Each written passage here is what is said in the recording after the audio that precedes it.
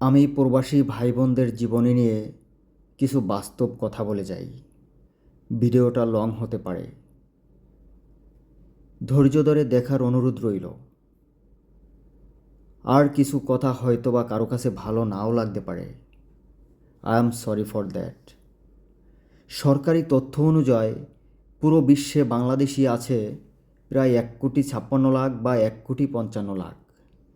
এর মাঝে কয়জন বা প্রবাসী মনে কষ্ট ছাড়া আছেন? যখন একজন প্রবাসী বিদেশে আসার জন্য চিন্তা করে, তখন থেকেই তার পিছু ছাড়ে না কষ্ট আর প্রতারণা। যখন তার পেপারস রেডি করে, তখন থেকে শুরু প্রতারণা। ভিসা প্রসেসিং দালালের কাছ থেকে। সে যতই কাছের মানুষ হোক না কেন, কোনো না কোনো দিক থেকে প্রতারিত হবেই। আবার কেউ বা ফ্যামিলি মানুষের কাছ থেকে, আবার কেউ বা ছেলে সন্তানের কাছ থেকে, আবার কেউ বা হয় ভাই বোনদের কাছ থেকে, আবার কেউ বা হয় আত্মীয় স্বজনের কাছ থেকে। আর সবচেয়ে লাস্ট বাকি থাকে আপনার আমার সোনার বাংলা পরিচালনা করে সেই সব মোড়লদের কাছে। সবারই একটু আশা ভরসা থাকে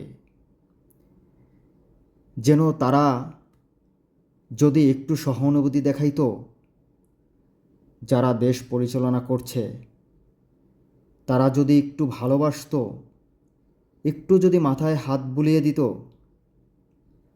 যেমন একজন প্রবাসী বাংলাদেশি যদি প্রবাসে মারা যায়, তখন তার লাশটা বিনা খরচে সসম্মানে তার ফ্যামিলির কাছে পৌঁছিয়ে দেয়া, তার ফ্যামিলিকে কিছু অর্থ প্রদান করা, যাতে তারা ডাল ভাত খেয়ে যেন বাঁচতে পারে। আর একজন প্রবাসী 10 বছর 20 বছর প্রবাসে থেকে যখন চলে যায়, তখন তাকে সম্মানী কিছু ভাতা প্রদান করা। আসলে এসব তো কিছুই জোটে না।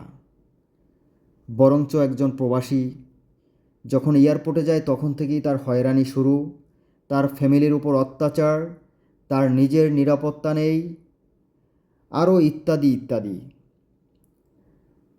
আপনারাই বলেন, একজন প্রবাসীর সুখ কোথায়? আমার মনে হয় প্রবাসীর জীবনটাই যেন দুঃখে কষ্টে ভরা। আল্লাহ হাফেজ।